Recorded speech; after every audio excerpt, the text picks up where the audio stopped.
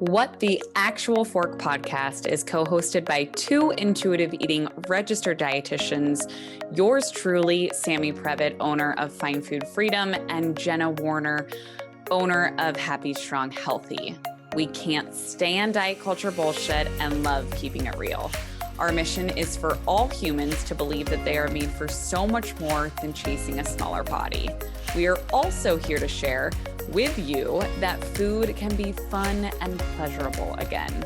Although we are medical professionals, we are human too. We are not afraid to share our deepest, darkest secrets and how years of our lives were taken by diet culture. We started this podcast so no human has to feel alone in their journey towards food freedom.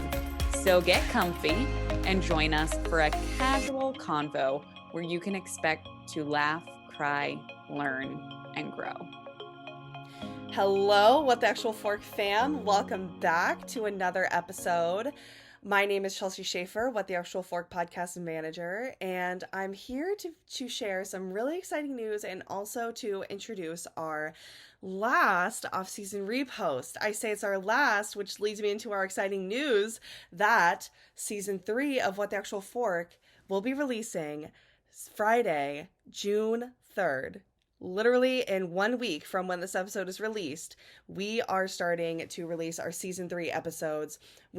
Sammy and Jenna have been recording these. I've been communicating with the guests, and let me tell you, there are some good guests this season. We always have had great guests. I mean, I at least think that. Maybe I'm a little biased, but we have some returning guests in season 3.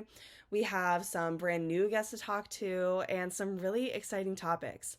So mark your calendars for What the Actual Fork Season 3 release starting June 3rd, 7 a.m. Can't wait to see you there. And to stay in the present moment, I will go to my second task today and introduce our guest this week. This week, we are reposting our episode with James Rose, pronouns they, she, which you'll hear in Sammy and Jenna's intro coming up that the first time we released this episode, their pronouns were they, them.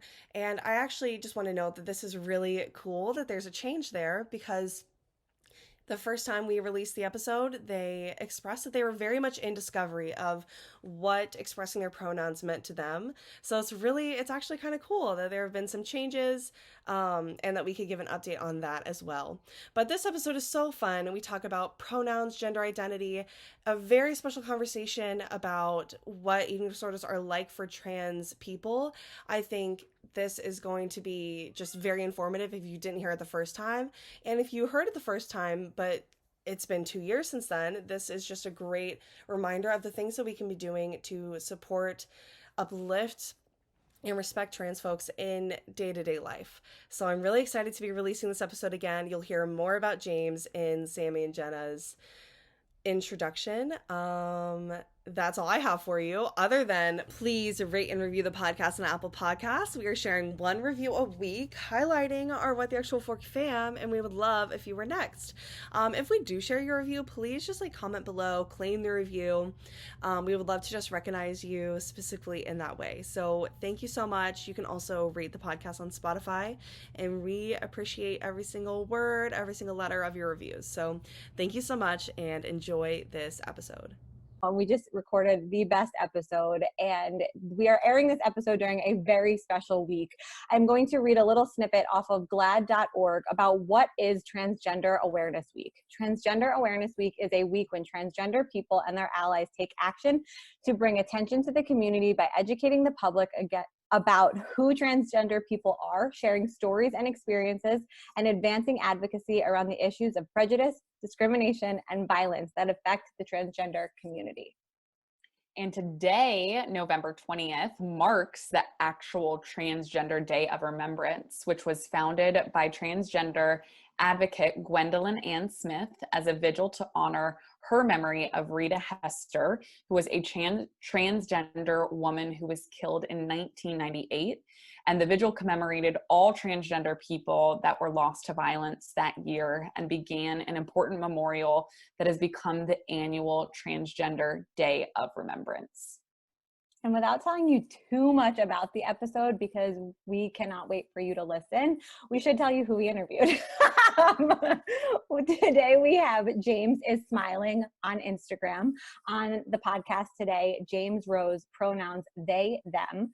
And the conversation itself went deep into pronouns, how important they are, and just so much more. And James identifies as non-binary, which for Jenna and I was just such a blessing to have just such an honest conversation with someone who was saying, you know what, I'm learning right alongside you. Only like a year ago, James shares in this podcast, they identified as a male previously and now identifies as non-binary. So I think this podcast is just going to be so helpful for so many, and to just continue to create curiosity around gender identity and how that parallels with eating disorder, relationship with food, and so much more. So without further ado, let's just get right into it. All right, welcome back to another episode. We're super excited for today's guest, and I'm actually just going to read your bio that you sent me directly. Sounds good. Because it's perfect, and I don't want to fuck up, as we were just talking about how we don't want to fuck up on air. So we have James Rose, pronouns they and them, is a non-binary New York City-based actor, trauma-informed yoga teacher, and co-host of the Full Soul Nutrition podcast. They write about gender, eating disorder recovery, sex, their feelings, their exes on Instagram, and where they hope to leave the internet a little bit better than they found it. I love that. Thank you. It sounds so great when you read it out loud. Like, catch me like 4 furiously times. typing, like, I don't know, I do a couple of things here and there, and you're like, here is our guest. Thank you so much. Like, what an intro. You are so welcome. Did I read it in like my television voice or like my podcaster voice, maybe? A little bit. I found it soothing, personally. Awesome. That's awesome. And then also we didn't include this in your bio, but James on Instagram is James is Smiling is your account. And we want to make sure that everyone follows you. And we'll say that again at the end because you have so much information on your page that needs to get out there. So thank you for being here. And that's Of how course. we found you. I'm so glad we found each other. Yeah. The dietitian community is my favorite because everyone is like so open to learning and welcomes everyone at all stages. And I think because everyone's like super intelligent and trained therapist and just cares about the world. And I love it here. I love this corner of the internet. Wait, but that makes me feel so happy because I feel like it's a rare thing to hear about dietitians. Yes, I am only speaking about the Haze and intuitive eating community. I was going to say, let's put a disclaimer on that. I'm so sorry. Like I won't name names, but like, you know who you are. If you're promoting weight loss, I don't like you. And you are hurting people. You are not a good person. Do you know anyway. I had a conversation with a client the other day and I was like, listen, if I was diet culture dietitian Jenna, which I've been, this is what I would have told you. And I like never said that out loud. And I was like, I am so sorry. Yeah. Oh, and it's because no one finds this corner of the internet because they like came out of like, they're like, I have a perfect relationship with food actually, and I am a woman. And like, I just like, no one has. So the only reason you found this is because we all have a similar story. We were all like, wow, this shoved me down underneath its iron fist and I refuse to take that anymore. And I think that's special. It's like we're all fighting for the same thing in a different way. And I love that. Perfectly said. Perfectly said. I'm glad we just like got right in there and like said that. So and I was like, so honest. It's perfect. It's perfect. We have to relive the last 15 minutes though, because we just shared so much content off air that we just have to bring back. So the it's good that we're jumping right in. Yes. Go for it. Where you lead, I follow. So before we get too far into your story, I want you to do a little bit of this or that with James. So I wrote these the other day. I did this with a dietitian that I interviewed solo when I interviewed Lauren, and I made them a little bit funnier, all food related because she's a dietitian. Is this Lauren Cadillac? No. Different Lauren, but we Different did have Lauren. Lauren on. Different Lauren. Okay, I also love this Lauren. So All this love to is Lauren. this is this or that. So just think quickly. Would you prefer, this was my favorite question, cake or frosting? Like if you had Frosting. to choose. Oh my God, me too. Okay, good. Soft shell taco or hard shell taco? Hard shell tacos. I don't understand soft shell taco people, and I don't know who hurt you. Like, I'm so sorry. What? You're missing the crunch. Yes. Runny yolk or hard boiled egg? Hard boiled egg. That's a lie. I like runny yolks. I don't know. Is this like it's like an episode where you're like, I just said that. I love the runny. Like, give me some toast so I can sop it up, and just I find it so so nice to like this one clean my rock. plate with it. All right. Cool ranch or nacho cheese? Neither. That's a lie. Nacho cheese. Oh my gosh, I'm just lying to you. It depends on what it's with. Okay, if it's with celery, it has to be ranch. Like nacho cheese with celery, I don't think works for me, but like ranch on chips doesn't work for me either, so it has to be the nacho cheese. No. She means Dorito flavors. She didn't specify. I'm so sorry. I was trying to throw a curveball in here. That's so funny, and I was like, I'm gonna get this right. I'm gonna be authentic. So does your answer change? Actually, neither. I don't really like Doritos. I'm a Sun Chips girl. All right. Ooh, I don't know the last time I had a Sun Chip. What's your favorite flavor? I like the ones that come in the blue package because they're plain but understated, and they have the like waves, and I find it soothing on my tongue. Is that the original? Because I'm gonna have to go buy Probably the original. Honestly, it's from, I've been taking a lot of road trips recently and going out to see the world. One of my best friends is a self-proclaimed park brat. She grew up in all the national parks, and so we've been going out and visiting. And when you're driving, because we're in a pandemic, there are no domestic flights. We will not be doing that. You pass through Middle America and there are only Subways. And every time I go to Subway, I get the Sun Chips. So now they just have this fond memory of like traveling and seeing the world and like being on a mountain. And all right, you were doing this or that. I'm gonna give you the last one. Ready? I'm ready. Peppermint mocha or pumpkin spice? Neither one. I don't drink coffee at all. As I'm sitting here with my like ecstatic over my new holiday cup.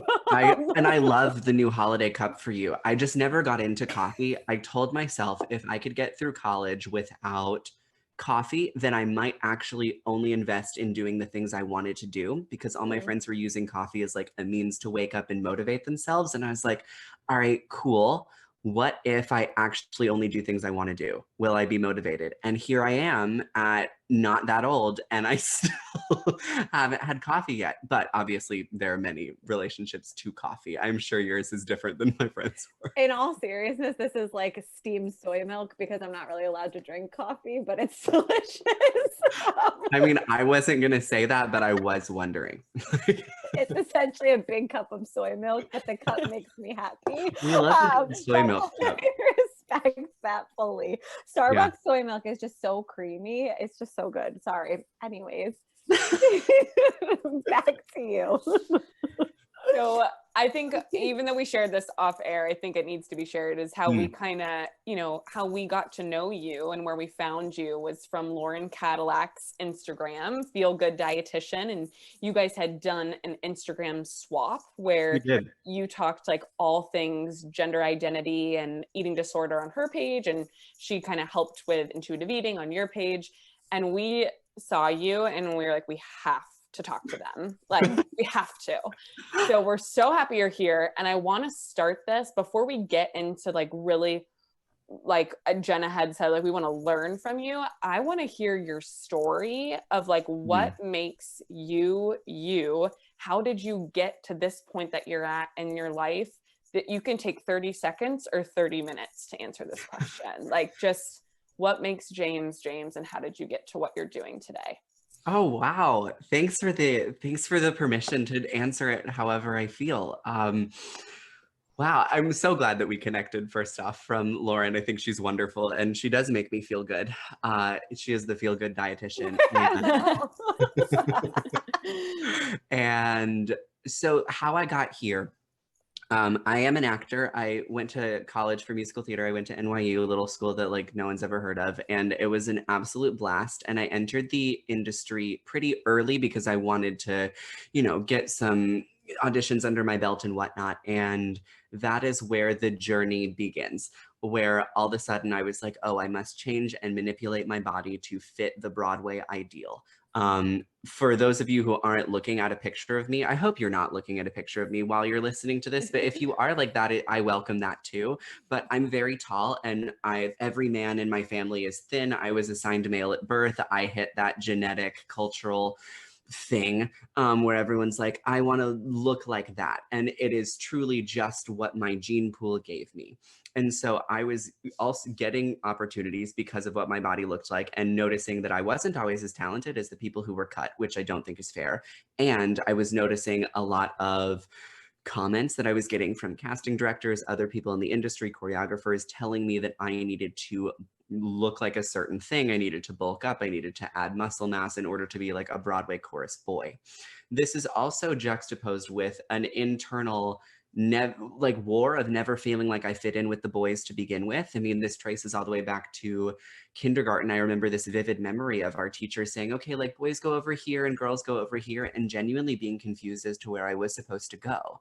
And gender is informed by not only what you were assigned at birth in your relationship to the norms that are thrust on you by being assigned male, female, or sometimes intersex at birth, but also your relationship with yourself, your relationship to other people of other gender identities, your family, your peers, the way that you see yourself, the media. And I was walking around at home wearing shirts on my head to have long hair because I thought my mom's long hair was beautiful. And I was wearing her heels because I loved that. And to me, that represented strength. My parents are divorced, and I was raised by a single mom for half the time. And the other half is with obviously my dad. And so to me, it was like, her getting dressed for work and being her own woman she was single for almost the entire time she raised me. That represented strength to me. And like the fashion and the things like that were how she expressed herself. And I loved that. I loved going shopping with her. I didn't see the clothes being gendered. I saw them as this cool part of a woman I loved. And so all of this is coming more to a head when I was in musical theater school, having to play roles that were by men, and going in for roles and being told I needed to look like a certain man, and then deciding I was going to go hit the gym. Just like a content warning, I'll talk about some specific behaviors, but nothing too detailed. So just if anyone's in recovery and listening, like maybe skip ahead 2 minutes. My go-to was like, I need to make my muscles bigger, and I need to like cut calories to keep my waist thin. And like, I was toying between being told I needed to look like this ideal man, and then also having had societal reinforcement my whole life of being told I had the body of a woman, and I would have been like the ideal supermodel if I was a girl. And all of this just didn't mix. And so I ended up having a disrupted relationship with food, as well as having a tumultuous relationship with my body image, and going to the gym and trying to change things and manipulate things. And the other backdrop here is I grew up as a CrossFitting vegan. That's like what we were at my dad's side of the family. So like the prescription for orthorexia was handed to me, and I unknowingly was swallowing it every day, because like, why would I do anything else but like assume that we were morally superior because we didn't eat meat, like why would I have thought to unlearn that? So fast forward into recovery.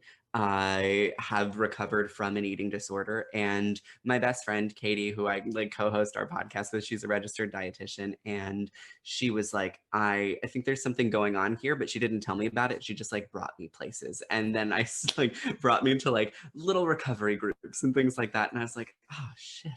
Like I was like walking in being like, I'm here to support you. Like I am so healthy. Like I am morally superior because I don't eat blah, blah, blah. And then I'm listening to everyone's stories, and I'm like, oh, fuck. Like, I do that. Like, and you're not supposed to cut that out. Like like sugar's okay. What is this witchcraft? And lo and behold, the more I started untangling my relationship with diet culture, I started to unlearn my fat phobia. Like if you had met me a couple of years ago, I was the problem. Like, and that is something that I think we all have to, Jenna's like, me too. We all were, I think, at one point. And I recovered from an eating disorder, and then realized it still wasn't enough. I was like, why am I still a little bit at war with my body and with my body image, and it has nothing to do with my relationship with food. And so I started looking more into gender identity. I had a couple friends that came out as non-binary, and I was like, that's the dumbest thing I've ever heard. Like, you're a man or a woman. Like, come on, like, look at biology. What are you talking about?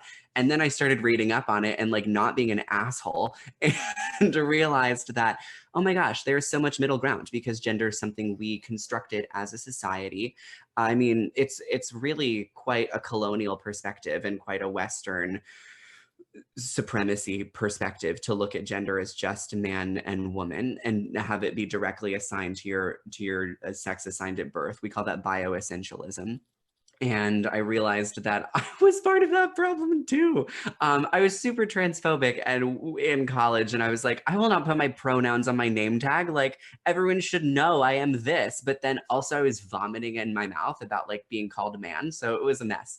And then I started looking more into gender identity, and I realized there is so much more to this spectrum.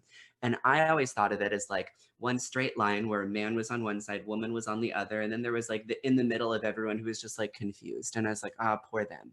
And that was the problem, because it's not a spectrum of a straight line. It's like this big color wheel, and man and woman are on there, and then so are non-binary people and gender fluid people and gender non-conforming people and agender people, multi-gender people. Any way in which you choose to identify your experience in the world as it relates to gender, the norms that are thrust upon us, the ideals for your gender, any way in which you conceptualize that is correct because it's yours. We all have our own unique relationship with food. We have our own unique relationship with other people, with like love and with happiness and with sadness and with gender. And I started to realize that, oh, I maybe wasn't a man this whole time. And that's why I was so resistant to any of these conversations surrounding gender, and why I resisted identifying myself, because I was trying to fit myself in a box that wasn't my box. And I came out as non-binary, like on Instagram the day after I realized that might be a thing. And I was like, if I have one inkling that this might be the direction it's going, I have to share this, because there's no way I'm going to be able to figure this out alone. And I did that, and I was met with a lot of support from like my queer chosen family that was like, great, I love that you're questioning this, I love that you're on this journey, and met with a lot of misunderstanding from the people I thought were my friends that no longer deserve access to me because they can't support me as me. They were only interested in supporting me when I fit into like the cisgender box of like the cute chorus boy, and I am not that. I love doing that because it's a part I can play. As an actor, I love delving into all sorts of different gender-based experiences in a character. Like, that's what I do. I love telling the human experience through my art form.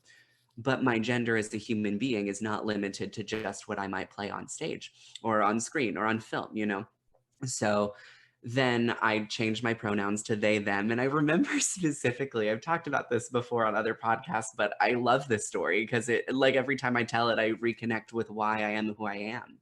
And I remember going into a dressing room at the 34th Street Herald Square Macy's. Like, you have to be in a place in your life to go in there. And I was in a place in my life.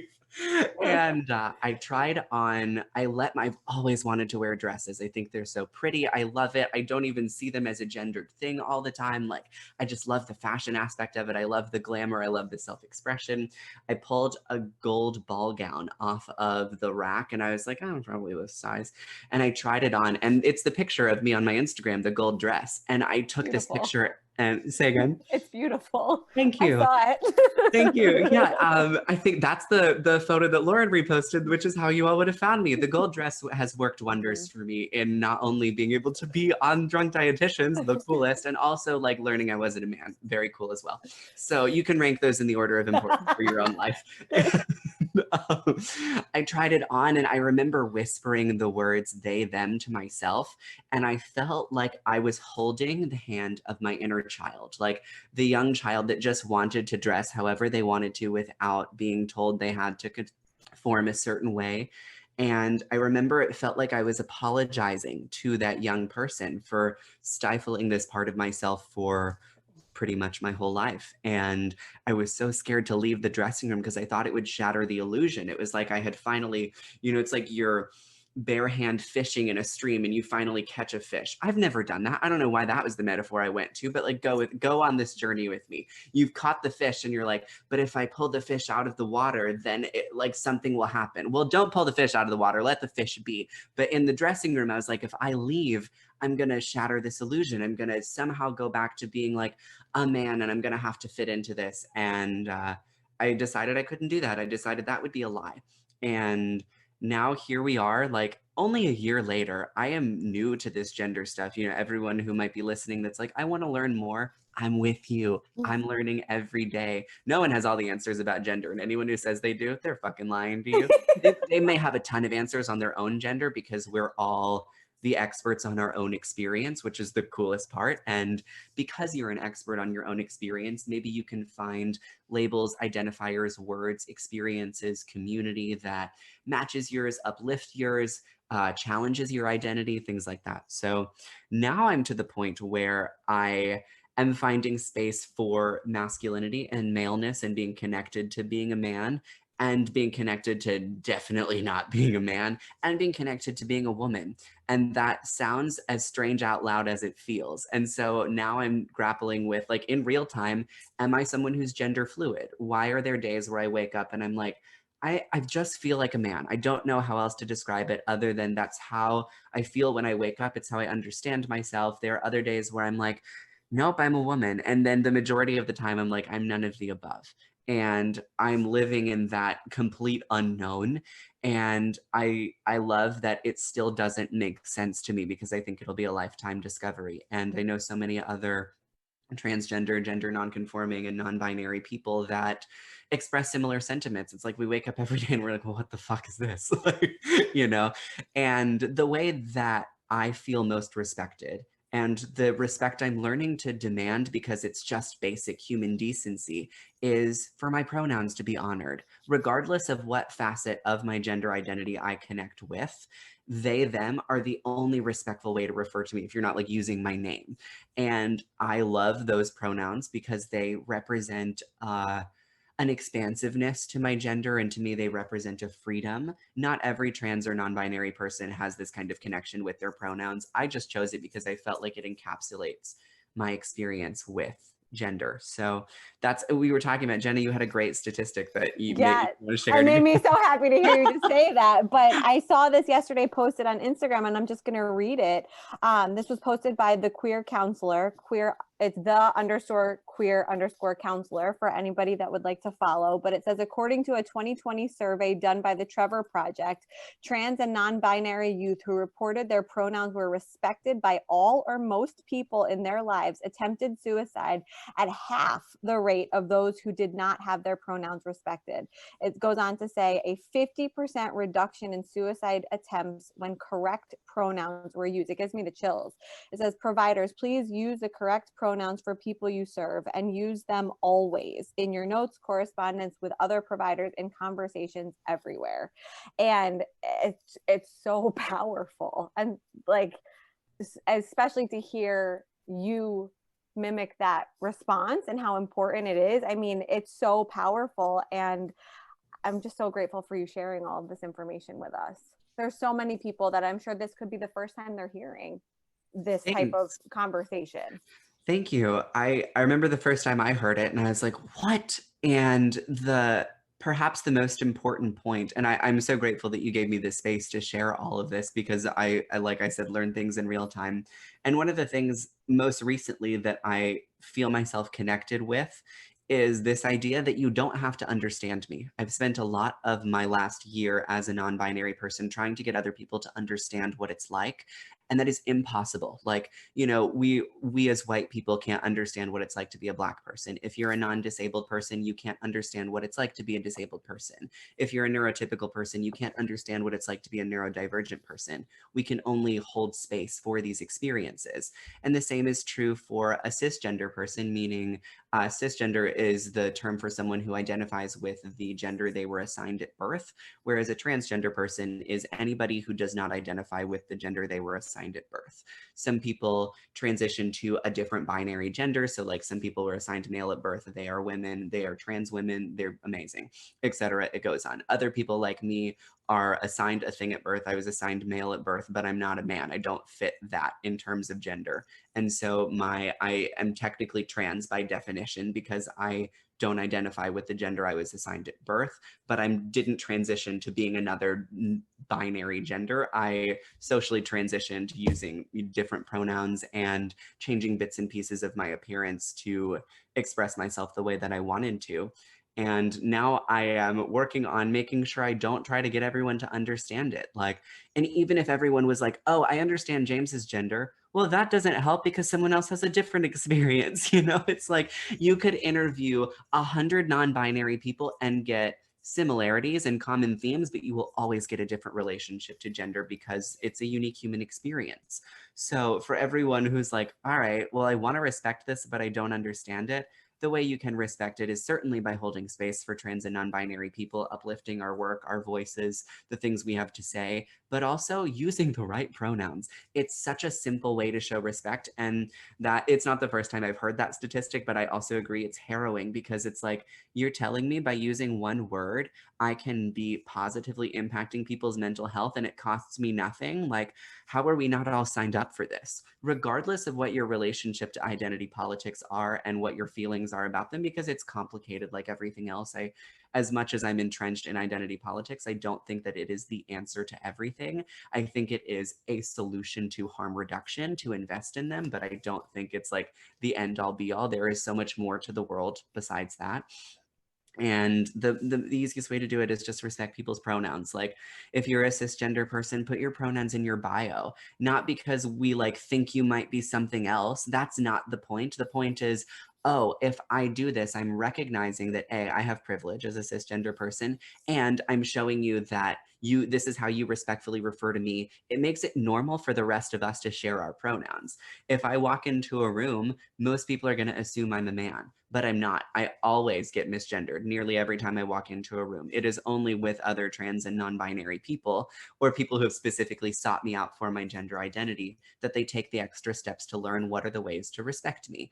And the cool thing is everyone has the opportunity to respect everyone who's trans and non-binary in every space. Like, and everyone has a gender, everyone has pronouns. Mine just might not fit, the experience that you're used to, which is a funny concept because if we look at history, we know that gender nonconforming, transgender, multigender, we have only had the gender binary in a very small window of history. And it was when European colonizers came over and performed a genocide on Native American people. And like, if we look at indigenous culture, there are so many genders represented. I mean, even different genders per tribe. There's a rich, complex, important history that we have to acknowledge there. The only reason that we're having this conversation is because white supremacists extinguished the non-binary and the gender non-conforming and the transgender identities. Like, in every civilization, or not every civilization, rather, in every continent across the world, except Antarctica, it has been observed that societies have developed with multiple genders independent of each other. This is not a new thing. It's only new to us because we grew up in a colonized society, which is a shame. Like, we were not afforded being able to learn about all the different expansive ways that we can conceptualize ourselves and our relationships to the roles that we serve in the world. Like, I think it's a shame that we weren't afforded that, because the more I talk about this, the more everyone goes, well, now I'm questioning my gender. And that's the point. Like, and like there's a rich history there that you might be a part of. Like, for instance, I don't know a single woman who is like, I live to serve men.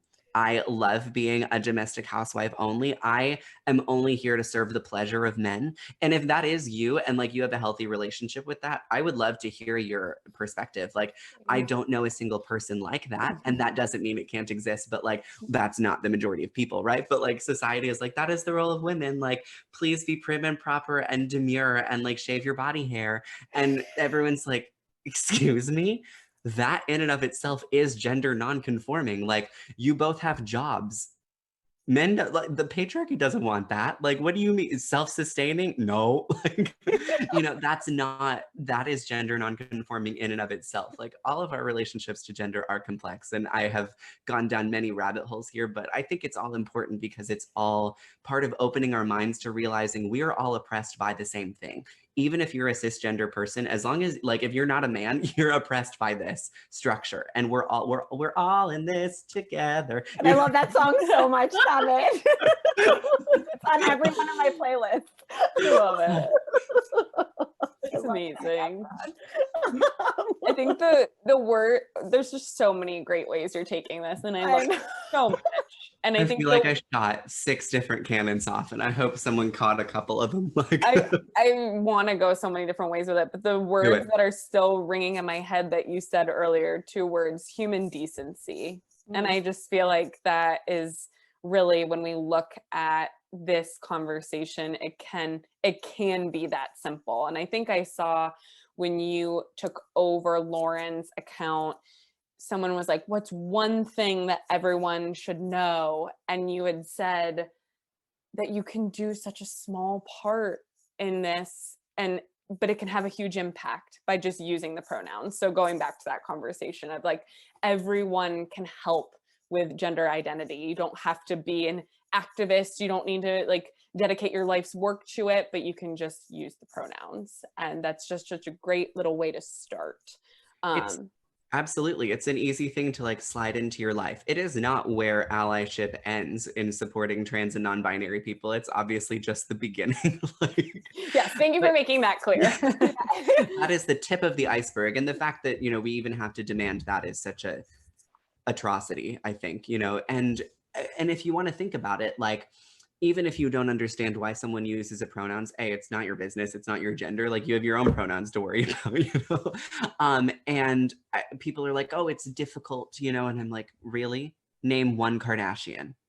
You don't know them, but one of the, like, name one celebrity. If you know someone else's name, but you don't know the pronouns of a person in your life who you have access to and you have direct influence over and whose mental health you can directly impact, that is, your priorities are not clear. Like, I watched it happen so many times where someone misgenders a dog and apologizes for like 10 minutes and is like, oh my gosh, like, I meant such a hand, like, you're such a good boy, like, blah, blah, blah. And I'm like, if you just gave 5% of that to trans people, I wouldn't be on this podcast. So it's really simple, and it's just point. I mean, very good point. I love that. That's such a good analogy. That's suburbia right there. It's like, the genders of dogs matter more than the genders of trans people. And it's like, you don't have to understand something to respect it. And pronouns are one of the tools that trans and non-binary people use to demand space in cis-dominated circles. Like, nearly every circle, unless it is exclusively for trans and non-binary people, is dominated by cisgender people who identify with the gender they're assigned at birth. And everyone gets terrified of like touching gender nonconformity because it's like, I don't want to mess it up. Like, just at least try. Imperfect action is always more important than perfect action. And if you get your head bitten off about something, that's an important place to be, because at least you tried and it means you learned something. And like, it is an unfortunate byproduct. Like, I might not bite your head off about it, but another trans or non-binary person might. And like, the difficult thing we have to grapple with as a society is like, we need to make space for that, because trans and non-binary people have experienced such difficult oppression that like, if you also mess it up, it is painful. I mean, like, it truly does. It is easier for me to hear I don't want to date you than it is to hear the wrong pronouns. That is a lie on some days, I will say. Like, some people, I'm like, are you stupid? Like, what are you thinking? Like, why wouldn't you date me? I don't know. But like, that, my point is that, like, that kind of rejection it's so casual. It's like, oh, I didn't even care enough about you to realize I was making a mistake to begin with, whereas something else like a relationship rejection is difficult to deal with, but at least there is a history there was intention, there was ideally some care put into that thought process. Like, you just have to care about trans and non-binary people. It's so simple. Like, this just is like sparking so many thoughts for me too. And one thing, I listened to an episode of the Almost 30 podcast with the Bird's Papaya. What is her name is Sarah, I believe. And she is currently pregnant. And she was talking about, they asked her a question about like a gender reveal party, and she corrected them on that podcast and was talking about how, and there was a statistic, I should be more prepared and I'm sorry. There was a statistic that she shared on there about, you know, how many percentage of people who are assigned at birth that do not identify with that assignment, and how gender reveal parties are a thing of the past. And she listed off like many reasons why, and it was just a fascinating episode. And I'm just curious, any of your thoughts about just that phenomenon in our society? I did not have one, just so you know. I just need to make that clear.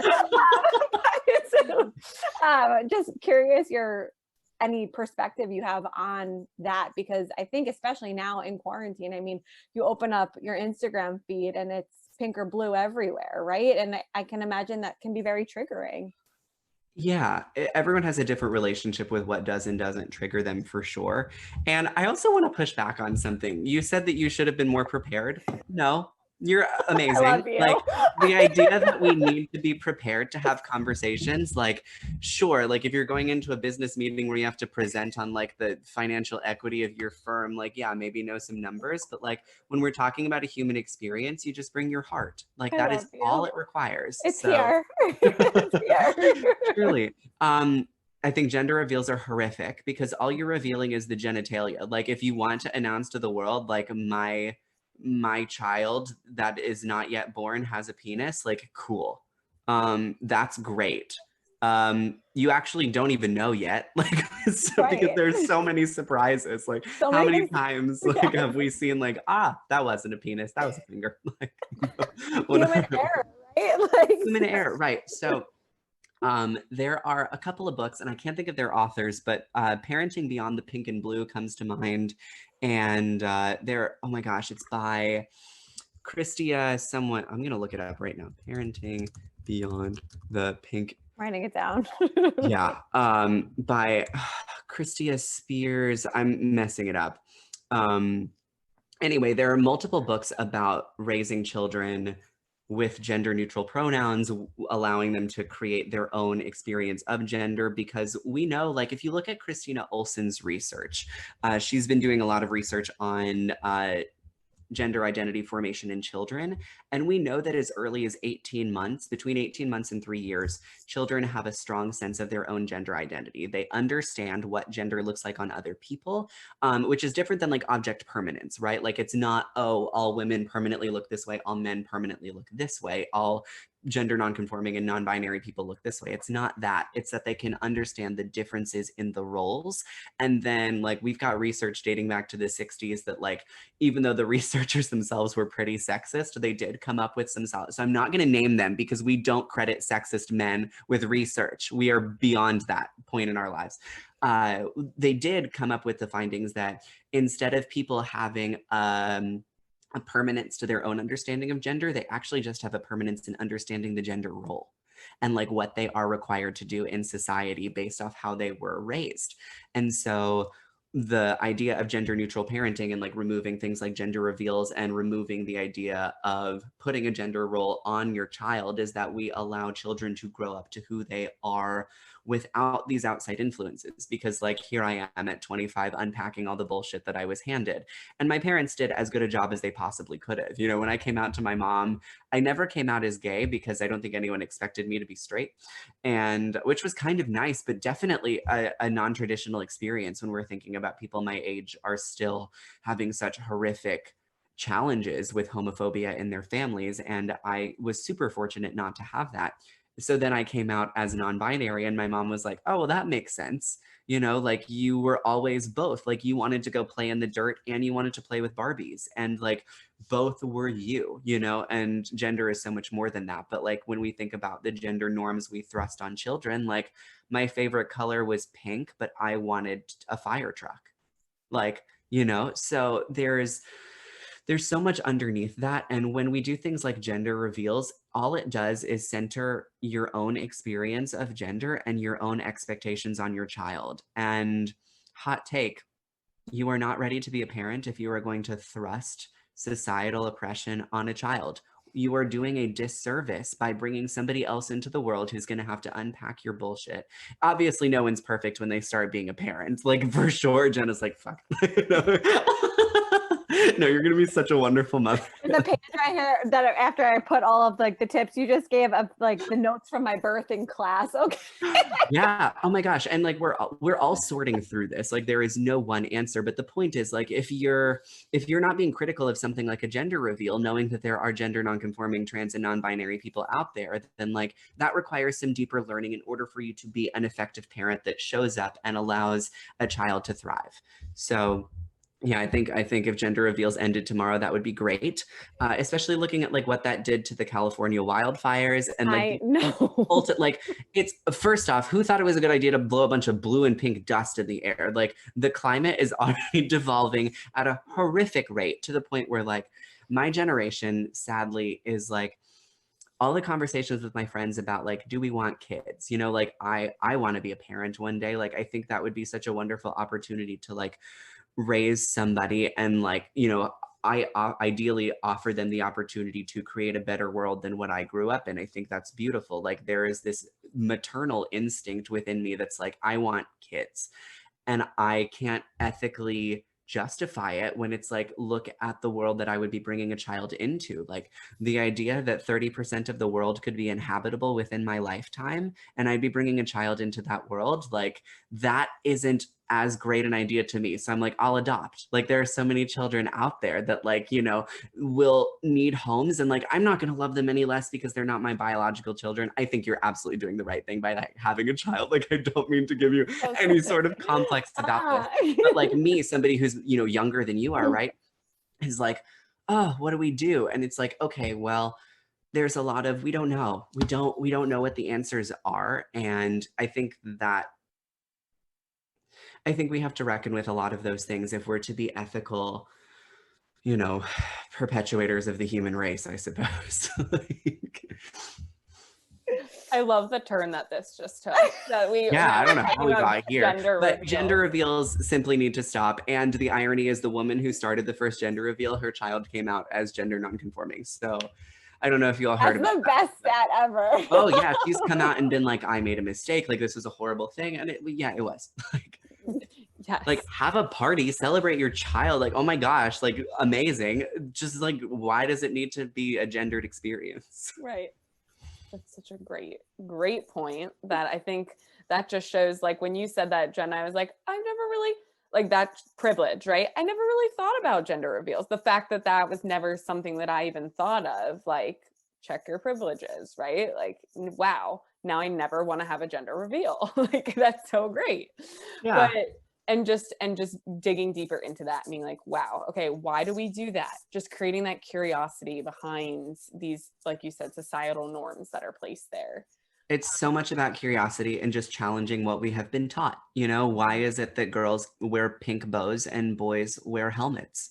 Like, how many girls do we know that are amazing athletes and how many boys do we know that would look amazing in bows? And how many people are neither one that deserve access to anything they want? Like, you know, the idea that we have thrust ourselves into these very tight corners of how we're allowed to express our likes and dislikes from a young age is horrifying.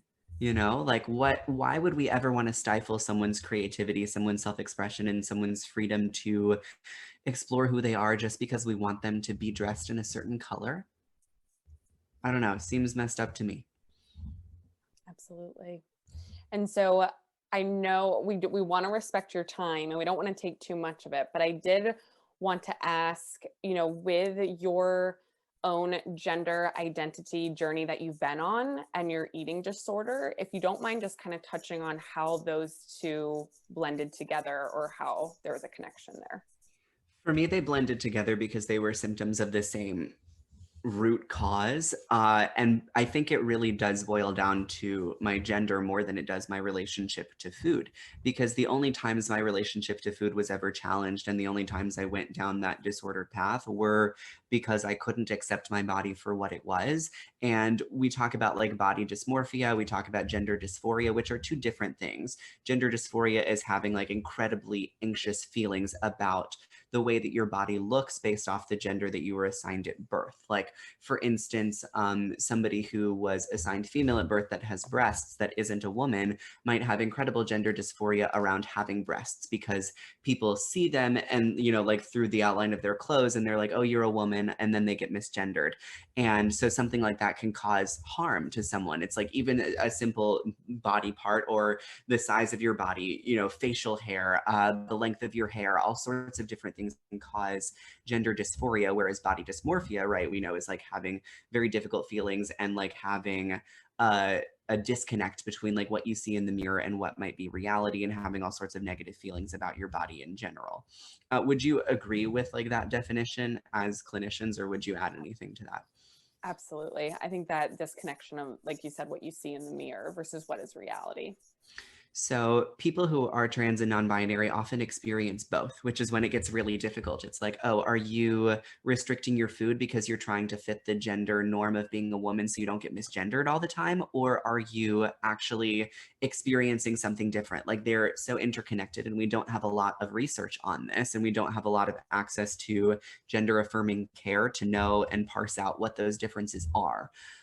For me, it was a little bit of both. I don't experience a ton of gender dysphoria. And I think it's because I have done a lot of work with like my ED recovery, and like I live with thin privilege. And so every day my body is reinforced for what it is. And that's its own problem. Like, we shouldn't be praising thin people for being thin, you know, and we should definitely be recentering that on uplifting fat bodies, like, for sure. And for me, it was a combination of both. So now, let's see, how do I want to gather this? The connection was deeper than just the body image. It was a lot more about what my relationship with was to how I was treated in the world. And like, one of my ED behaviors was like, I can't control how everyone treats and sees me, but I can control my food intake. So that's how I took out the like stress and anxiety of not understanding myself, and then also not being understood by the world. So I think and that's not an individual experience, that's a pretty shared experience amongst a lot of queer people. I mean, like, I read this clinical study that said 63% of transgender youth engaged in weight manipulation for gender affirming purposes. And I think it was 15% of those people, if not right around 15% of those people, met criteria for an eating disorder. That is disproportionately higher than their cisgender peers. And we think of eating disorders as only affecting thin white female dancers. And it certainly does affect thin white women all across the world. It affects trans and non-binary people exponentially more in terms of our statistics. It does not mean that like one group is more important than the other. Stop those thoughts. Like, it means that we need to have gender affirming care, because just like you said, when we're looking at suicide prevention, we know that using someone's correct pronouns can eliminate that by like what? Was it 50%? 50%. I don't know what the stats are on offering someone gender affirming care, but I do know that like people who experience gender dysphoria because they aren't accepted and respected for who they are often engage in weight manipulation and body changing behaviors, and engage in disordered eating. And so if we tackle this from a gender-based thing, like, sometimes the ED is the root cause, sometimes the ED is the symptom of something more. For me, it was the symptom. I mean, it's like the constant, like, did your anxiety come first, or did your eating disorder, chicken or the egg? For me, it was the gender thing. I honestly believe if I had been accepted and affirmed for who I was starting like at birth, and like was not conditioned to be a man, I might not have developed an eating disorder. I can't say for certain, but I do know, like, in talking with a lot of other trans and non-binary people, that we wouldn't have those thoughts of like, oh, let me change so that way I am respected, you know? And of course, there are so many other reasons that people change their bodies to affirm their genders, and like that can be as personal as possible. And it's not like, that's not the reason people change their bodies, is like for everyone to like look at them a certain way. It is a lot of the reason for many people, but that's not a monolithic experience. But I do think it's important to note that, like, when we're looking at the intersection of these two things, and I think there's a rich intersection that like the science community can certainly engage with more, and like what we need more research on is, what is the connection between eating disorders and gender? Almost all the studies I've read, with the exception of a couple studies last year and this year, only include cisgender people. And we're missing a whole market that is maligned by diet culture. Thank you for that. That's Because like you said, I know you're speaking on your personal experience, but like you said, there's so much there that we see through the research of, like you said, transgender community being hits the statistics like so much more than cisgender, but there's so much work that needs to be done still. Look at trans folks fighting EDs on Instagram. They have a lot of really great stuff on their page where they've got like blogs written by people, and they have like how clinicians can provide gender affirming care. I think sometimes they run workshops. If you have extra money, like send it to them because they do really excellent work. I've never worked with them, but I watch what they do. And like I have always felt affirmed by their work. And I know other people who personally have worked with them that have good experiences. So I think, and they're one of the only people I know who's talking about this besides, Vaughn, All Gender Nutrition talks about this on Instagram, but not many people do. Like I remember Evelyn Trivoli tagged me in one thing once about gender, and I was like, wow, I'm surprised that there aren't more people within the intuitive eating community talking about this. I want there to be more. Like, I want this to be a commonplace discussion. Like when registered dietitians go to conferences to talk about like the latest and greatest, we need people talking about how to give gender affirming care. Mm-hmm. When is your TED Talk coming out? Great question. So, like I said, we need people talking about it. I'll come talk about it. But like I would love to think there are people more qualified than me. Like I am an expert by experience. I can talk about like my own experience and like the basic ways that we can honor trans people, but like, looking at people who have actually researched this, and this is not an imposter syndrome thing. This is just like, we need to look at science too. Like, if we're taking my word for it, we also need to fact check me. I'm right, but like go fact check me, we often think, so-and-so is smart or like has a platform on Instagram, so I'm going to follow them. Like, I don't care how many followers you have. You can lie. Like, I know how many dietitians do we know that are like, I love Weight Watchers and have like 100,000 followers. Deplatform all of them. You are doing more harm than good, And so the point is like always challenge what you hear and like research it for yourself. And like I would always talk at those things, like if they were like, hey James, like come talk about this. I also want to make sure that we are funding research and funding gender affirming care for the providers that are doing it, like not just me. And if I become a provider one day, then like I'll eat my words and be like, nope, I'm coming. Hello. It's me. Yeah, really. I did attend Veritas did like a symposium, a 3-day virtual symposium for eating disorders. And this is terrible. I should know his name. I'm going to look it up now, but they had someone who was a researcher on this subject. So, and they did like, and that was really like the only one I attended because I really wanted to learn about it. And the other days is a little more vanilla stuff, but that was amazing. So I'll have to find that researcher and I'll link it in the show notes. Please do. Too. I'd love to read their stuff. I could send it to you. Yeah, I mean, there's such a divide in the dietetics community right now. It's like either you're a health at every size dietitian or you are not. And like, though I'll say it, those conversations are old now. Like we can cross talk as much as we want to, but like ultimately we need to be centering the people who are walking into the room that need care. And like, I obviously am on the health at every size team and the gentle nutrition team. I mean, there's a reason that's the 10th step of intuitive eating, right? Like, and of course I am not a provider, but like as somebody who has experienced this and recovered and like lives in the world as a fitness professional and deals with the diet culture every day I walk in to do a personal training session with someone, like we absolutely have to be centering the care of individuals. And like, instead of debating like Hayes and IE versus like weight centric stuff, and like, we know BMI doesn't work. We need to move on and like, okay, well, how are we giving affirming care to people of color? How are we being actively anti-racist in our work? How are we meeting people at their disabilities? Like when you are looking at, like when a provider and a clinician and anybody who works in the medical field has someone who's inpatient and they were assigned something at birth, like how do you get creative about acknowledging that like if this person has been on hormones for X amount of time, they will not fit the standard criteria of the sex they were assigned at birth's nutritional requirements. Like it is your job as a clinician to innovate and to figure out what does this person actually need, not only using their right pronouns, but like when you're looking at giving life-saving care, we can't just look at it as a binary anymore. That is deadly. So at the risk of like yelling about that and being on a soapbox, I just think that it is imperative, because like these aren't the conversations that are happening. And like we have lost way too many people to eating disorders. Anorexia is the deadliest disease in the DSM. That's unacceptable because it is completely preventable. Like, obviously I'm preaching to the choir here, the choir being Jenna and Sam, but like I know someone out there is like, I'm perfect, you're not, I'm not, none of us are, we can all learn more.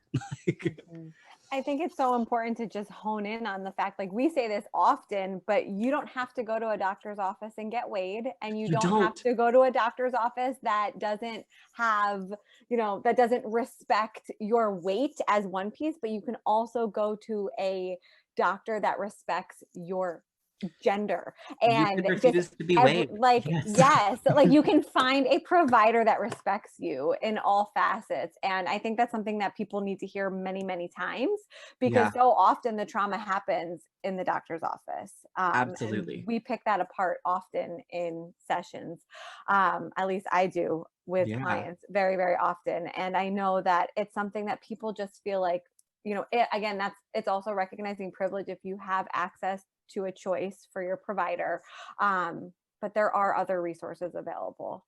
Absolutely. I mean, medicalized fat phobia and medicalized transphobia are absolutely what is killing fat and trans people, and it's not particularly difficult. Like when you just really think about it, like, oh, let me not discriminate against this person because they're fat. Let me not look at weight as the number one indicator of this person's health. Like, let me make sure that I am putting forms on my intake sheets at the office to include people's pronouns, not their gender, because gender and pronouns are different things.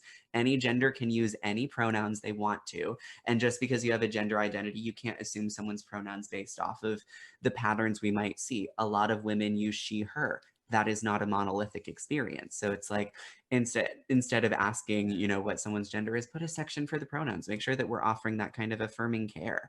And it does, if it requires getting creative, it means, oh, okay, I've had a privileged experience. Like, let me decolonize my mind on this. We all have to do that work in certain sectors. Like, we are all doing this work together, but like the moment we get comfortable about it is the moment that we continue doing harm.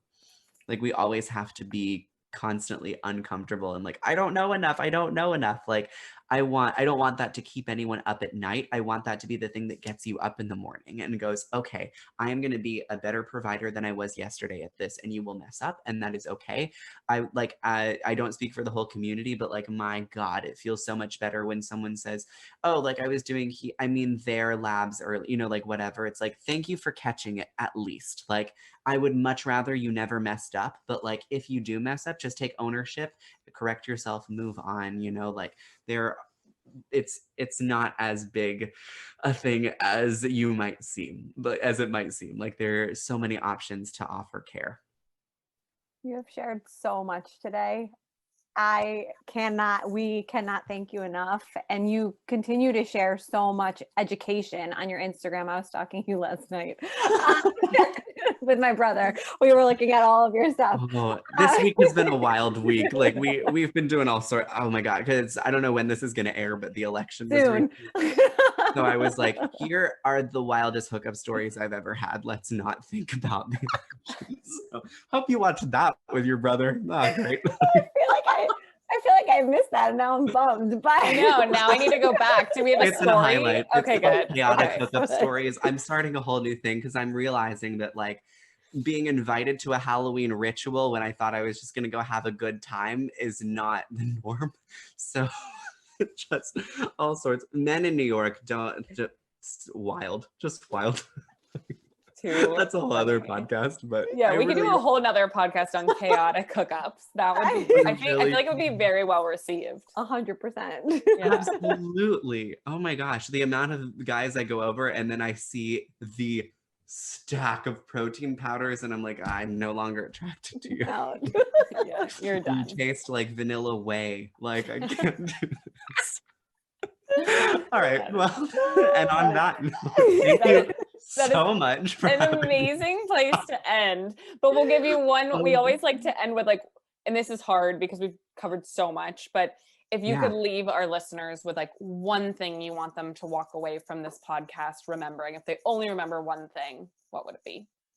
You have the power to change anything that you don't like.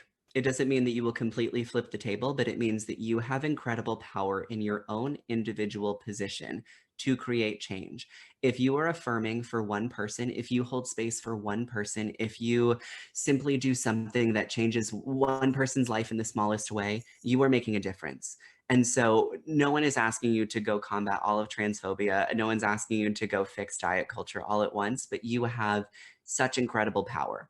And on the days where it feels overwhelming, remember that you have individual gifts. You are uniquely gifted in what you have, the people you have access to, the things your mind comes up with, the emotions you feel, the experiences you have, the things you feel in your heart.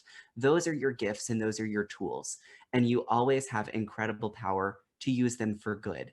And so on the days when it is tough, be gentle with yourself and remember that your power is always there within you. Just take a moment and tap into it and remember that you have infinite worth, and that worth translates to infinite power for good. I'm gonna cry. I know. I'm like, I needed that. Preach, preach. Thank you so much. Repeat your Instagram one more time for everybody, please. I'm James is Smiling on Instagram. Come hang out on my corner of the internet. We talk about gender. We talk about sex. I write about my exes. That's true. In a nice way. I never name them. So like not quite like Taylor Swift. And I cannot believe I just compared myself to. I am also the most decorated, award-winning pop artist. Never mind. So you can come hang out with me there. I like to think we have fun on the corner of the internet. We eradicate diet culture as much as possible. I now have a swipe up link, so I am relentless with it. Like there are always opportunities to like donate to people's like gender affirming surgeries. There are always opportunities to DM me your questions. I do as much as I can to like engage with people because I think if we're not using social media to actually connect, then what the fuck are we doing with it? So yeah, you can come hang out on my corner of the internet, say hi, say you found me here so I can like thank everyone and like send you hearts. We do affirmations, we do validations. I'll shut up. Now you have to come and find me. Guys, thank you so much for listening and being here with us. I am virtually cheersing all of you. We absolutely loved sipping on a cocktail with you and sharing as many nutrition tipsies as possible during this episode. We know there are a ton of pods out there, and we are so appreciative of your time that you spent listening to us today. Please be sure to check out the show notes for episode details and all of our guest information. We promise to keep bringing you the best and the most knowledgeable and fun guests we possibly can. Please be sure to subscribe, like, share, and post if you enjoyed our content today. And visit us on Instagram and Facebook at Drunk Dietitians to find out what is up next for us on the pod. We absolutely love you. We appreciate you and can't wait to spend more time cheersing with you soon. Guys, thank you so much for listening to another episode of What the Actual Fork Pod. We know there are a lot of pods out there, and we are so grateful that you are here listening with us. If you enjoyed this episode, please be sure to subscribe, like, share with all your friends and faves, and follow along with us on social at What the Actual Fork Pod. We promise to continue to bring you the hottest topics, greatest guests, and the most fun you can possibly have while fighting diet culture bullshit. We love you, we appreciate you, and we will see you next week for a lot more fun.